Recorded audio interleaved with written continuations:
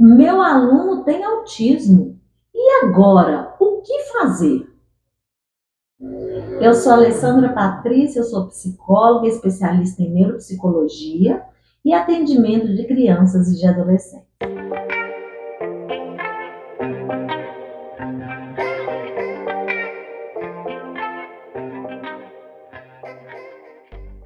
No vídeo anterior, falamos sobre as consequências que controlam os comportamentos. Falamos sobre os reforços. E agora nós vamos falar sobre reforço positivo, reforço negativo e punição. O reforço positivo é o comportamento que é seguido pelo aparecimento de algo novo, o que não estava lá antes do ato, algo que foi acrescentado. O acréscimo de algo torna mais provável a ocorrência dessa ação futuramente. A professora pergunta para a classe quem escreveu o texto solicitado na aula passada. Alguns poucos alunos levantam a mão. A professora dá a palavra para Maria, que lê em voz alta o seu texto. A professora agradece, fala para a turma que a Maria escreveu um ótimo texto, que seu texto estava bem elaborado, que serviria até de modelo para os outros alunos. No entanto, a partir de aí, podemos perceber que todas as vezes que a professora pergunta em sala de aula quem fez ou quem quer responder, Maria se oferece de forma voluntária, certo? Então, veja bem, vamos pensar o que aconteceu de forma mais estruturada. Nós temos que pensar no evento antecedente, no comportamento e na consequência. Então, o evento antecedente foi a professora fazer a pergunta, tá? O comportamento foi a Maria responder. E a consequência foi a professora elogiar.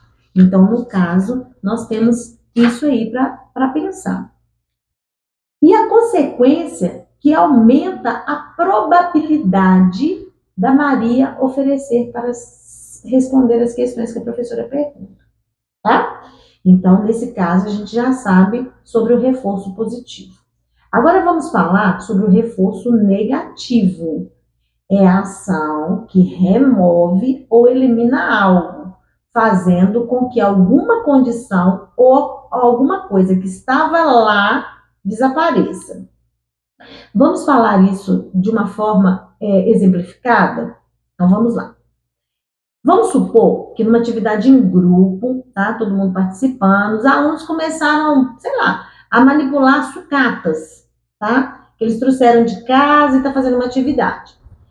Na hora que eles começaram a mexer com essa sucata, teve muito barulho e começou a todo mundo mexer muito.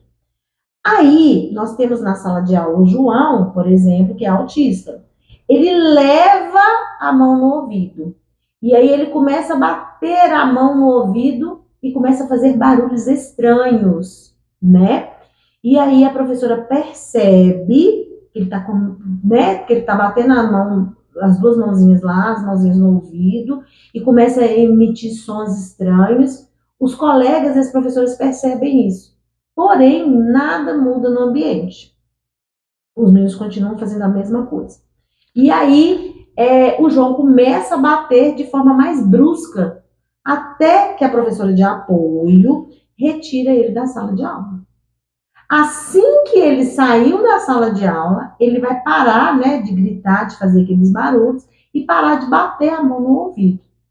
Quando ele retorna para a sala de aula, a tarefa do grupo já está finalizada e ele permanece dentro do grupo sem problema nenhum, porque o problema já tinha acabado. Então, o mesmo comportamento também foi observado em outras situações, nas quais havia a presença de som estridentes. Então, quando fala-se em som estridentes, ele tem esse comportamento. Então, vamos pensar. Evento antecedente, comportamento e consequência. Então, o evento antecedente é o barulho. O comportamento é colocar a mão no ouvido, é bater a mão no ouvido, é gritar. E a consequência é ele ser retirado de sala de aula porque parou de gritar e bater nos ouvidos. Aí, nesse caso, a consequência aumenta a probabilidade de João apresentar o mesmo comportamento para evitar ou sair de situações desagradáveis, né? Então, no caso, seria um reforço negativo, tá?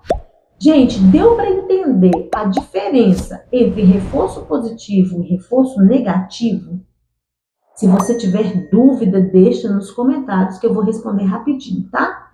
Se esse assunto te interessou, fique atento, pois vamos continuar falando sobre ele.